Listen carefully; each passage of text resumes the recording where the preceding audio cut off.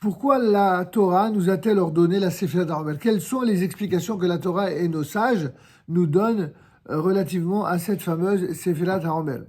Bien que, comme nous le rappelle le Rav Eliyahu Kitov, bien que nous ne cherchions pas à expliquer de façon rationnelle les commandements de la Torah, nous devons au contraire les observer comme des décrets qui sont ordonnés par Akadosh Baruch Hu. Ça, c'est évidemment au niveau le plus élevé. Une personne pieuse, pourquoi elle accomplit les mitzvot? C'est parce que Dieu l'a ordonné. Il ne cherche pas midi à 14 heures au niveau en tout cas de la motivation. Pourquoi on respecte les commandements? Parce qu'on a la foi en Dieu et que ce Dieu nous a ordonné d'accomplir des mitzvot, on les respecte. Nous ne sommes pas des insoumis, mais nous sommes des gens respectueux. Respectueux de Dieu, respectueux de sa loi, respectueux de l'ordre des lois en général. Alors néanmoins, comme le disent nos sages, là où notre intelligence humaine peut saisir le motif d'une mitzvah, alors c'est évidemment un mérite, c'est un acte méritoire, n'est-ce pas, que de rechercher ce motif au nom du principe Ta'amu ur'u kitov Adonai, Ta'amu ur'u, goûtez et voyez combien Dieu est bon. Et les Chachamim nous disent que ça veut dire Ta'amu ur'u, goûtez et voyez. Enfin, est-ce qu'on peut goûter une mitzvah? Si la mitzvah est une mitzvah culinaire, on comprend, mais toutes les mitzvahs ne sont pas culinaires. Et il y en a même qui sont durs à avaler. Alors, c'est quoi Ta'amur ou goûter et voyez?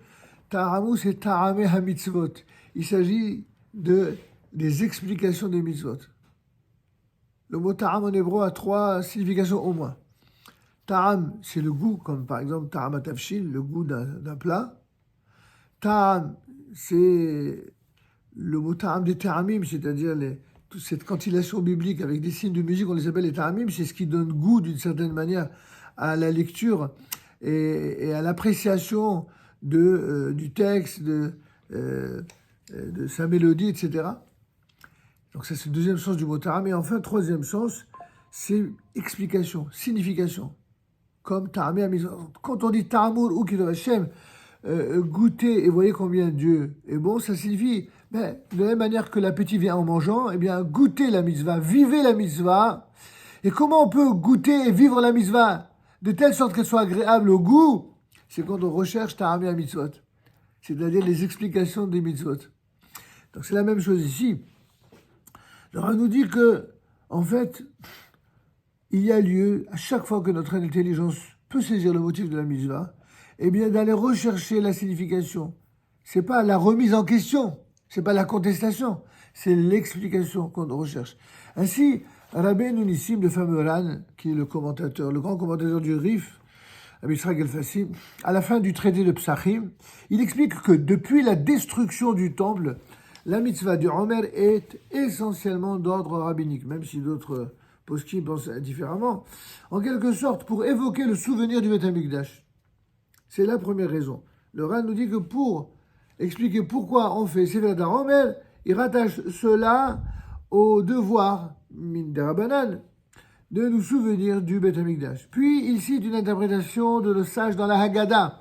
En effet, lorsque Moshe Rabbeinu annonça aux enfants d'Israël dans le livre Shemot, l'Exode, 3e chapitre, verset 12, où il dit là-bas, « À votre libération, vous servirez Dieu sur cette montagne. » Eh bien, ses frères lui demandèrent, mais combien de temps après avoir quitté l'Égypte?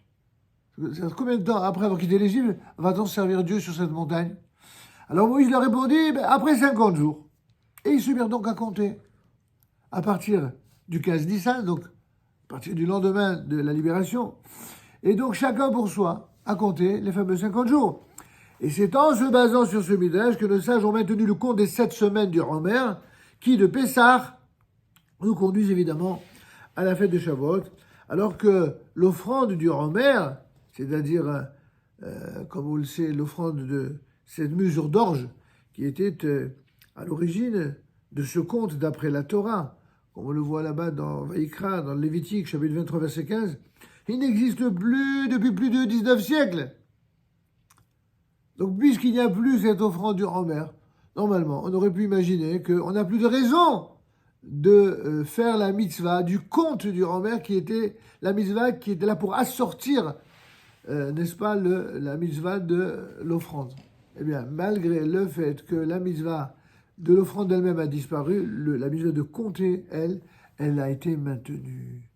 Tout ça, c'est ce qui ressort de l'explication du Ran, de Rabbeinu Nissim, de la raison pour laquelle on fait le fameux compte du Homer. Maintenant, une deuxième explication intéressante aussi, c'est celle que nous rapporte le Sefer HaChinuch. Rabbi Aharon Halevi de Tolède a écrit un livre, en français on appelle ça le livre de l'éducation, qui est en vérité le livre des 613 commandements. Et là-bas, il explique à propos de cette mitzvah que la raison d'être du peuple d'Israël, c'est la Torah. Et c'est donc en vue de la réalisation de cette loi divine par les hommes que Dieu créa ciel et terre. Et c'est ce que nous apprend au passage le prophète Jérémie dans son chapitre 33, verset 25. « Si ce n'était pour mon alliance de jour et de nuit, je n'aurais pas établi les statuts du ciel et de la terre. » En hébreu, ça se dit ainsi. Ça veut dire quoi? C'est quoi cette alliance? Si ce n'était, n'est-ce pas, pour mon alliance de jour et de nuit, je n'aurais pas établi les statuts du ciel et de la terre. De quoi il s'agit? C'est quoi cette façon énigmatique de parler? Eh bien, nos sages de dire que c'est la révélation de la Torah, la révélation de la loi et son acceptation par Israël qui fut le but essentiel de la sortie d'Égypte. Bien sûr que la sortie d'Égypte est essentielle. Bien sûr que les souffrances et les affres de l'exil entre la sortie d'Égypte et l'entrée en terre d'Israël est une étape nécessaire à la Géoula, à la délivrance. Mais finalement, le summum de la motivation qui réunit tout cela, sortie d'Égypte et entrée en terre d'Israël, c'est bien sûr le don de la Torah. Et donc la soumission à Dieu et à sa loi aura plus de signification pour vous que le passage de la servitude à la liberté. C'est en tout cas ce que dit le Rav Eliyahu Kitov, d'une manière pédagogique. Il a voulu faire comprendre que, attention, il faut bien sûr se préparer à la libération, il faut célébrer la libération, mais attention, il faut savoir pourquoi, qu'est-ce qu'on va en faire de cette liberté?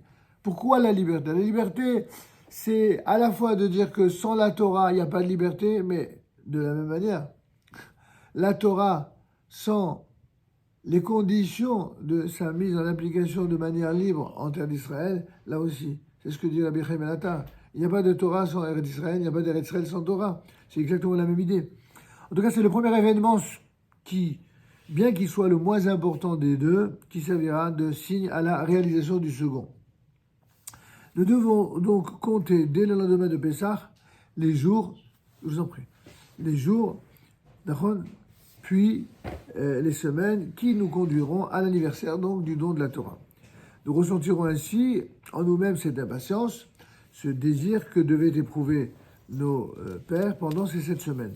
En ces temps comptant les jours que l'homme exprime le mieux sa volonté d'arriver à un but qu'il s'est assigné. Aussi, pour compter le nombre de jours et de semaines, nous le faisons donc à partir du Homer, annonçant chaque soir combien de jours ont déjà passé, comme on l'a expliqué, et non combien de jours il reste encore à attendre jusqu'à la fête de Shavuot. Donc on voit bien que, c'est ce que je disais tout à l'heure dans notre présentation, c'est que la partie la plus importante d'un événement, c'est ce qui le précède. C'est sa mise en condition, c'est sa préparation. Et donc la partie la plus importante de Shavuot, ce sont les 49 jours qui le précèdent.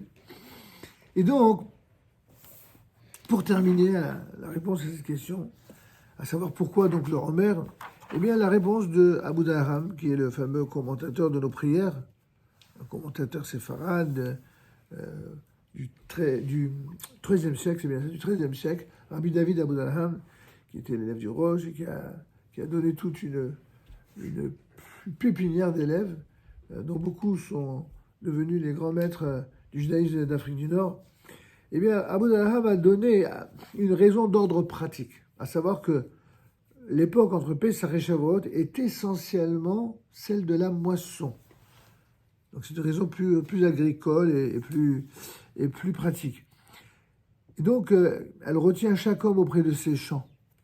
Forcément, la matérialité, la nécessité de la parnassa.